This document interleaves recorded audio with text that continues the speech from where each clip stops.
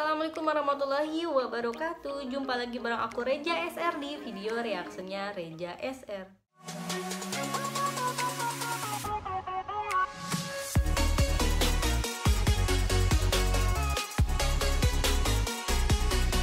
Seperti biasa di video kali ini aku mau nge-reaction. Aku dapat videonya ini dari top 5 Malaysia. Judul yang aku mau reaction kali ini tuh 5 tempat paling berhantu di Johor yang ramai tak tahu. Wow. Seperti biasa buat kalian yang baru gabung di channel YouTube-nya Reja SR, jangan lupa untuk subscribe bagi yang belum subscribe dan follow juga Instagramnya Reja SR. Gimana, udah pada di subscribe dan di follow? Oke, terima kasih yang udah nge-subscribe dan udah nge-follow. Langsung saja kita play aja videonya. Lokasi yang seram dan berhantu sentiasa menjadi perbualan ramai dan merupakan langkah berjaga-jaga sekiranya berada di tempat-tempat berkenaan. Di sini terdapat 5 tempat paling berhantu di Johor. Johor tuh kayaknya nama tempat deh ya. You are watching Top 5 Malaysia. Sekiranya anda meminati konten-konten video pendek yang diselit dengan banyak pengajaran, boleh subscribe pada channel Syahmi Media.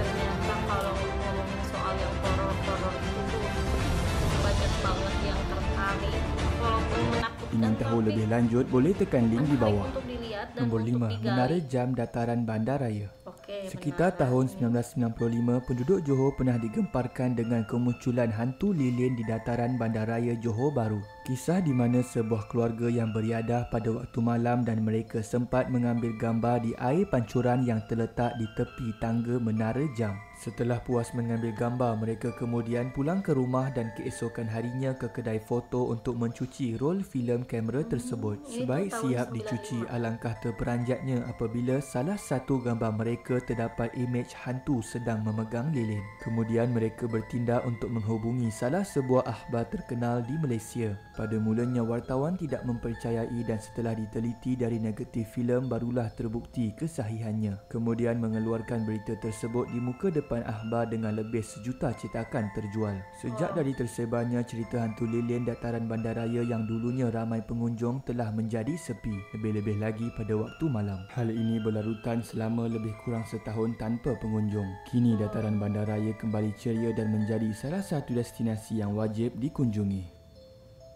Nombor 4. Banglo hilang di Pasir Gudang. Kisah banglo hilang pernah menggemparkan penduduk di sebuah kawasan perumahan elit di Johor Bahru sekitar tahun 2003. Ini kerana sebuah banglo yang siap dibina telah hilang bersama pemiliknya dalam sekelip mata pada satu malam, dan yang tinggal hanya sepihan mozaik, tangga dan pagar rumah. Kisah ini pernah dipaparkan dalam majalah Mastika dan ia masih lagi kekal misteri hingga ke hari ini. Pelbagai versi tentangnya dirungkaikan tanpa kesahihan cerita. Menurut kisah dari penduduk setempat, sehari sebelum kejadian semuanya seperti biasa. Tiada sebarang perkara aneh berlaku sehinggalah keesokan paginya apabila jiran setempat mendapati banglo yang berdiri teguh telah menjadi tanah yang lapang. Dikatakan seorang pegawai penilai hartanah yang terlibat dalam urusan menilai rumah ini untuk urusan bank telah dipanggil untuk membantu siasatan pihak polis terhadap kehilangan banglo ini. Beliau ke tempat kejadian di mana ketika itu hanya yang terlibat sahaja dibenarkan masuk. Setelah disemak oleh arkitek, kontraktor dan beberapa pihak lain, ternyata rumah ini telah mendapat CFO iaitu sijil kelayakan menduduki dan pelan rumah itu wujud di atas kertas. Ini membuktikan bahawa rumah tersebut betul-betul wujud dan telah teguh dibina dengan sijil-sijil dan bukti yang sah. Selain itu, terdapat juga pegawai penilaian hartanah yang telah dilantik untuk menilai harga banglo tersebut sewaktu ia masih wujud. Menurut mereka yang berkaitan dalam penyiasatan misteri ini, banglo tersebut telah dibeli oleh seorang individu dengan menggunakan duit derma untuk anak yatim sebagai wang pendahuluan bagi membuat pinjaman bank. Menurut cerita beberapa penduduk setempat, pada malam tertentu mereka akan terdengar seolah-olah terdapat aktiviti di tanah lapang bekas rumah banglo tersebut. Terdapat juga kisah dari beberapa tim paranormal yang berhasrat untuk meninjau kawasan banglo, namun sehari sebelum berangkat, 3 orang dari mereka telah bermimpikan perkara yang sama, di mana dalam mimpi tersebut mereka berada dalam lorong yang panjang dan di hujungnya terdapat sebuah banglo. Mereka terus berjalan menuju ke banglo tersebut dan kelihatan dari jauh seseorang melambai dan memanggil. Belum sempat mereka sampai di pagar banglo, mereka ditahan oleh seorang lelaki tua yang berpesan, "Batalkan niat kamu, pergi dari sini." Keesokan harinya sebelum berangkat, mereka menceritakan tentang mimpi yang dialami dan sangat terkejut kerana kesemuanya mendapat mimpi yang sama. Ini membuatkan mereka berasa tidak sedap hati lalu membatalkan niat untuk pergi ke banglo tersebut. Kini tapak rumah itu telah dibeli oleh jiran bersebelahan rumah yang berketurunan India dan dia telah mendirikan sebuah kuil di tapak banglo berkenaan. Nombor 3. Paradigm Mall. Paradigm Mall Johor Bahru secara rasminya dibuka pada 28 November tahun 2017. Kompleks membeli belah setinggi 7 tingkat ini adalah yang terbesar di Johor dengan keluasan 1.3 juta kaki persegi dan menempatkan sebanyak 500 buah kedai. Terdapat juga ruang ice skating dan boleh memuatkan sebanyak 4,200 kereta dalam satu masa. Namun ada kisah seram yang tersembunyi di sebalik kemeriahan mall tersebut. Bagi mereka yang telah lama tinggal di Johor Bahru pasti tahu akan pusat membeli belah yang terbengkalai lebih dari 20 tahun ini. Pada awal pembinaannya, bangunan ini dikenali sebagai Kemayan City yang bakal dijadikan sebuah kompleks pejabat namun terbengkalai akibat krisis ekonomi pada tahun 1997. Sejak itu, Kemayan City terbengkalai dan terbiar usang ditelan masa dan seterusnya dikatakan berhantu. Kemayan City yang terletak pada Jalan Johor Bahru ke Air Hitam ini terdapat banyak kisah-kisah seram dari orang ramai. Antaranya, pengalaman seram dari seorang pemuda yang ditugaskan memantau kawasan itu kerana menyebabkan pembiakan nyamuk Aedes. Dia telah diganggu dengan penampakan lembaga sedang mencangkung di atas tangga serta satu lagi lembaga sedang melekap di dinding bangunan. Kejadian pelik dan seram di Kemayan City sering dialami oleh warga Singapura yang datang ke Johor. Ramai mendakwa mengalami peristiwa yang susah diterima akal. Dikatakan kisah benar sebuah keluarga dari Woodlands, Singapura seolah-olah dipukau dan telah mengunjungi bangunan terbengkalai itu. Dia pada waktu malam yang baru pulang dari majlis kenduri saudara di Melaka. Sebaik sahaja tiba di kawasan tersebut, mereka tertarik ke arah bangunan terbengkalai itu kerana mereka seolah-olah melihat sebuah pusat membeli belah yang indah dengan lampu berwarna-warni meriah dan kunjungan orang ramai seperti mall biasa. Dia menyangkakan Kemayan City sudah beroperasi lalu keluarga tersebut tidak melepaskan peluang untuk singgah. Selepas lebih setengah jam berada di situ, mereka pun beredar dan terus ke rumah saudara di Kampung Pasir yang tidak jauh dari situ. Sebelum pulang ke Singapura, ketika di rumah saudara, mereka pun menceritakan kehebatan majlis pembukaan Kemayan City. Namun, keluarga itu sangat terkejut apabila diberitahu bahawa bangunan yang didakwa olehnya masih terbengkalai. Kini, setelah Paradigm Mall beroperasi, masih terdapat gangguan yang berlaku dari kisah-kisah pekerja di situ. Itulah antara kisah seram yang berlaku di Paradigm Mall. Pastilah ya, yang tadinya juga bangunan yang Nombor sudah 2, Banglo Dr. Gila. Banglo ini terletak di Jalan Straight View Bukit Serin dan berdekatan dengan Banglo Villa Nabila. Kawasan ini terdapat banyak banglo yang kosong dan usang. Banglo ini dinamakan Banglo Dr. Gila kerana terdapat seorang doktor gigi yang mengalami masalah mental dan telah membunuh isteri dan anak-anak serta orang gaji dan kemudian membunuh diri sendiri dengan menggantung diri di dalam banglo ini. Banglo Dr. Gila mempunyai ruang bawah tanah yang dijadikan sebagai makmalnya. Dah tutup jalan nak masuk ke makmal. Ini jalan dia. Ini jalan masuk ke makmal. Tapi polis dah simen tempat ni. Sebab makmal tu pun telah dilupuskan. berani banget ini ya. Di sini terdapat video dari Roy PTJB yang memasuki banglo ini seorang diri pada waktu malam dan terdapat kelibat seperti Pontianak pada rakamannya.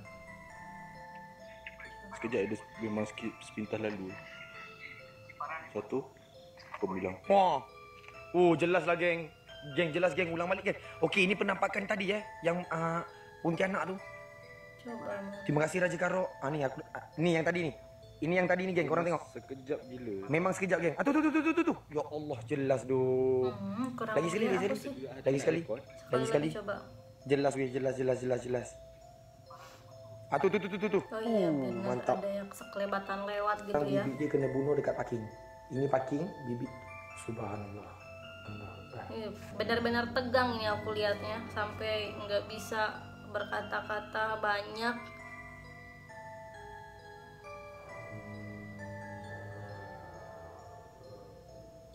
Kak, Ih benar-benar berani banget ini orang sendirian loh. aku nampak perempuan pakai Sendirian, baju benar-benar baju kurung tadi. sendirian. Nombor Oke, 1, yang pertama, Villa Villa Nabila. Nabila. Villa Nabila dipercayai telah terbiar usang sejak lebih 30 tahun dan sangat terkenal sebagai lokasi paling seram di Malaysia, terutamanya Johor Bahru. Terdapat beberapa versi kisah asal yang dikatakan villa ini milik keluarga kaya yang dikurniakan anak bernama Nabila. Kejadian tragis berlaku apabila rumah mereka dirompak dan semua penghuni dibunuh lalu ditanam di dalam rumah berkenaan. Lantaran lama ditinggalkan, pelbagai cerita seram disebarkan mengenai villa ini. Ramai orang keliru tentang lokasi sebenar Villa Nabila. Hal ini kerana terdapat gambar dua jenis banglo yang berbeza di kawasan itu tetapi menceritakan tentang hal yang sama, iaitu Villa Nabila. Menurut beberapa sumber, Villa Nabila pertama adalah banglo kosong 3 tingkat yang menghadap pantai Lido. Nama sebenar villa ini adalah Christine Palace yang dimiliki oleh Datuk Yap Sin Hock. Beliau menamakan banglo ini sempena nama anak kesayangannya, iaitu Christine Yap Si Ying. Namun bank telah merampas harta Datuk ini pada tahun 1986.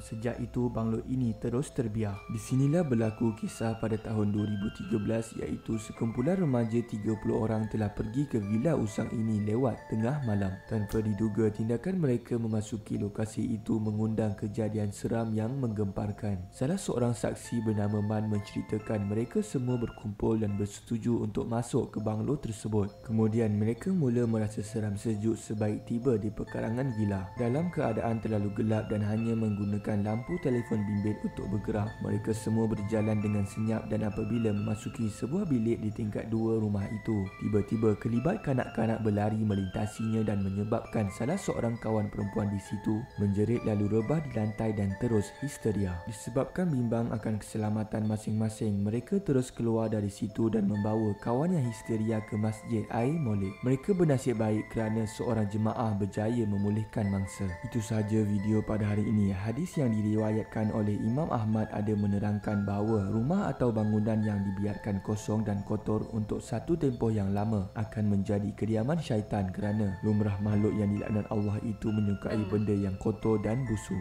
Dari kelima-lima tempat di atas, jom komen tempat mana yang paling seram dan ceritakan pengalaman anda sekiranya pernah berada pada tempat-tempat di atas. Komen juga lokasi-lokasi seram lain yang anda tahu yang berada di Johor dan ceritakan juga pengalaman itu di ruang komen. Komen terbaik akan admin pilih sebagai pemenang giveaway RM50.